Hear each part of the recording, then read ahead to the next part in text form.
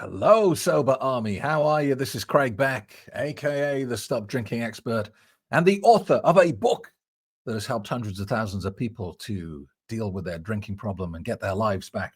I'm not here to shill it. I'm here to give it away free of charge. If you would like a copy, if you're worried about your drinking, go to the website, stopdrinkingexpert.com, sign up for the webinar, and the download is in the webinar. All right? It's that easy. So today, in the Happy Sober podcast, I have a very interesting email from Grant and Kim, who bought the book and quit drinking, but they've got a problem. We'll talk about that. First of all, before we do that, let's say hello to Laura. Laura emailed me this morning. She's on day 7 of the Stop Drinking Expert course. She's doing fantastically well. And she just sent me this meme that she'd seen. There's no such thing as a perfect name for a liquor store. Oh. This is pretty honest. I've seen a lot of funny names for liquor stores in my time, but this one is pretty honest. Poor decisions. Pretty good, eh? Poor decisions. Hey, at least they're being honest. So thank you, Laura, and keep going with the course. You did fantastically well. Let's bring up this email from Grant and Kim because it's very interesting. I've tried to remove some of their details just to keep it a bit anonymous, but let's have a look at this. Grant and Kim, please read. Thank you, sir. Your coaching videos are the best. Dear Craig, I just wanted to say thank you. My name is Grant. My wife, Kimberly, and I reside in Nevada, just outside Las Vegas. I've had your book, Alcohol Lied to Me, for several years. I bought it when I was thinking about how to stop drinking. Like you and countless others, I've tried to stop several times in the past, only returned it again. Ugh. How frustrating. Is that right? I've read your book many times. I'm 62 now. And I've quit almost 3 months. Fantastic. I feel great. And quite honestly, I feel the switch has finally flipped in my head about this. Like, I'm so done with it. I just don't want it in my life anymore. I don't crave it or miss it at all. The penny has finally dropped, as you say. A little slow on this, but better now than never. It's true, Grant. And by the way, you are just a spring chicken compared to some of my clients. I've worked with I remember working with a guy who was 75 and had made the decision he wanted to quit drinking. And I worked one-on-one coaching a lady in, it was in Florida, I think. She was 78. So at 62, you are just a nipper, as they say. So here's the problem. This is why Grant and Kim are emailing me. There is one issue I seem to struggle with about this whole thing. Now that I am clear-headed and really appreciate everything and enjoy my life so much more, I cannot stop thinking about all the years I wasted with this. I mean, decades here. I cannot get all those years of my life back. And that makes me feel quite sad about it, honestly. I don't focus on this, nor am I depressed about it. I just think about it often. That's all. I understand that this whole process is a journey and it takes times for things to even out and heal. I know that I'm on the right path for me moving forward, and that's the direction I intend to stay on. Thanks again for all you do and helping my family. I'm very grateful. Happy holidays. Sincerely, Grant and Kim. What a great email. So, excuse me. I have a cup of coffee on the go, don't worry. Look, unfortunately, Grant, and this is the nature of this drug. This whole journey from starting the drug problem to getting right to the rock bottom of it and really struggling and finding pain, that can be done in like months with heroin if you're lucky enough to get out of it. You know, a lot of people don't. It kills a lot of people because it's a very dangerous and deadly drug with a very strong kick to it. And what I mean by kick is that when you try and get off heroin, it's going to cause you immense physical and emotional pain. So much so that you will really struggle not to take some heroin just to make the pain go away. It's that intense. It's that awful. But it's a very quick kick. All right. So You can have a heroin problem started and then done with within years, months. But alcohol problems, it's like water torture. This is why the drug is so deadly, is because it's patient. It's not in a rush to kill you. It's quite happy to just sit there and watch you for a couple of decades and then kill you. It's a very patient sociopath, right? And nobody comes to me under the age of, I'm going to say 30, but actually it's more like 35, 37. Nobody really comes to me under that age. It's very rare. 99.9% of the people that come to me are over 38, around 40, something like that, into their 50s, into their 60s. Why? Because that's how long it takes for the drug to work.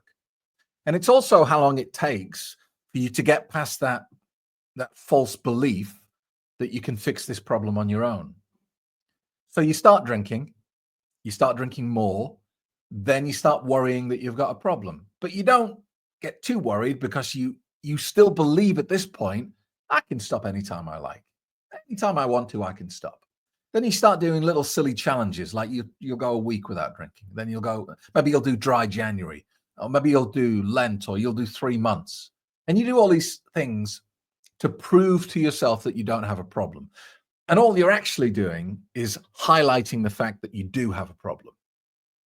Because, you don't do weird stuff like that with stuff that you don't have a problem with. How many times have you said to yourself in your life, right, I'm going to try and do a month without bananas. Oh, I'm going to do 3 months, no potatoes. You don't do that because the chances are that bananas and potatoes may be regular things in your life, but you're not obsessed with them, right? So by doing these stupid things of like dry January and sober October, instead of proving how in control you are, you're just demonstrating how out of control you are. But there's a process you have to go through, and you will do this. So then you say to yourself, right, I'm going to stop. And you stop drinking, and you find it's incredibly difficult. And you end up white knuckling it for a few weeks, and then you finally break. Because the problem with willpower with this drug is eventually you're going to hit something in life that just has too much leverage on you. It's okay quitting drinking and going sober when everything's going well. The sun's out, you're having your busy day at work, the family are around. But then the day that the boss calls you out and drags you into the office and gives you a dressing down, or the day you get fired, or the day a relative dies suddenly, or the day you get a speeding ticket, a bad day is going to come along. And that evil clown that you invited to live in your head as a free tenant for the rest of your life is going to jump up and say, hey, you don't need to deal with this. Just drink the magic liquid and all your problems go away.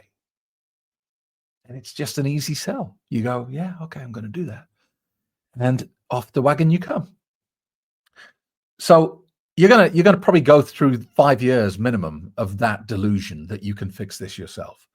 And then, and only then, you will come to someone like me and say, help, I don't know what to do. And it's because I've been through this myself that my course works so well. I know every excuse in the book. I know everything you've tried because I've tried it myself and 10 times more. I've got a very creative imagination. I've tried absolutely ridiculous things to control my drinking in the past. Absolutely pathetic. I've tried every stupid gimmick you can think of. Trust me. So, look, it's water torture, Grant, and it does take a long time to get out of the quicksand, because that's what it is. You need someone to help you out, whether it's just a change of mindset or someone needs to take your hand and help you out. But let me tell you why there's no point regretting the past and why there's no point regretting not dealing with this sooner. Because regret is pointless anyway. There are so many other things you could regret. I'm 50 years old now.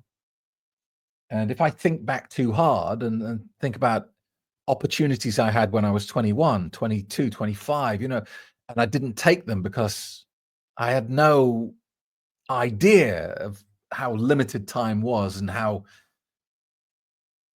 Sometimes I was afraid to do things. Sometimes I was just too lazy. Sometimes I was in my comfort zone. I was just living a normal life and thought, no, why should I put myself under pressure? Now, as a 50-year-old, I'm thinking, you idiot, you absolute idiot.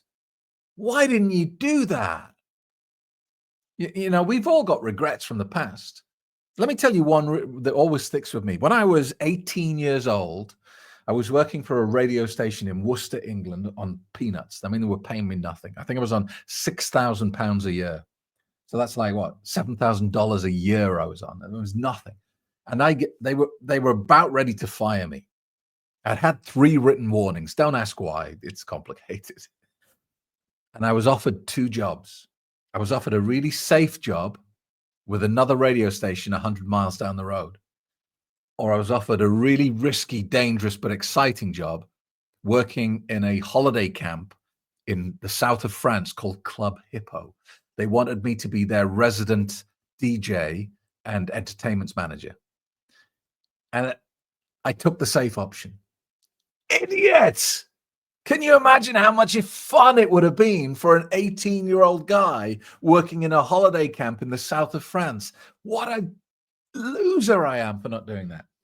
So, yeah, we all have things we can regret. But look, the reason you shouldn't regret not dealing with this earlier, Grant, is that what you've been suffering from for the last 20, 30, 40 years is Stockholm Syndrome. At some point in your life, Grant, you fell in love with a serial killer. And like all people who get Stockholm Syndrome, you believed that your tormentor, that your captor, the person who was holding you against your will, loved you and wanted the best for you. You believed that because it was a coping mechanism. But this drug knows what it's doing. It's not like you were weak-willed or you just didn't try hard enough. This drug is exceptionally good at what it does. And it gave you Stockholm Syndrome and it kept you trapped there. Now, if you'd really been kept locked up by someone else in these hideous stories you hear about, sometimes you like that story of, was it Joseph Fritzl, who kept his daughter chained up in a basement for like 20 years or something like that. If that had happened to you, you wouldn't be regretting not getting out sooner because you'd know that that wasn't an option. That wasn't your choice to make. And we can all wish that we had more wisdom when we were younger, but that's just not how it goes, is it? Youth is wasted on the young. That's just life. So don't beat yourself up, Grant, because it wasn't an option. You had to go through the pain to get to where you are now. If you hadn't have gone through the pain, you wouldn't be as wise as you are now. You wouldn't have made such a profoundly good and dramatic decision. So it's like everything in life, Grant. It's the yin and yang of life, is you can't have the good without the bad. You can't have life without death. You can't have cold without hot. You can't have love without hate. Everything is in balance. And there's no point regretting the wasted years, because without them, you wouldn't be as clear-headed as you are now. I mean, who knows? If you could go back and stop yourself drinking 20 years ago, maybe you'd be in a much worse place now. Maybe you would have taken a more dangerous path in life. Who knows? We don't know, do we? But what we do know, Grant, and your wife, Kim, is that right now, you are in a very good place. And you have stopped early enough to have almost as much time as you spent drinking sober and enjoying life. Look, let's say you were drinking for 30 years, Grant, maybe 20 of it to a problematic level. You're 62. Entirely possible you're going to have 20, 30, even 40 years of life left. And it will be happy and sober. So get your head out of the past. It doesn't exist anymore. And focus on the present. And I know that's a trite saying, and it's said too often, but it is, unfortunately and annoyingly, very true.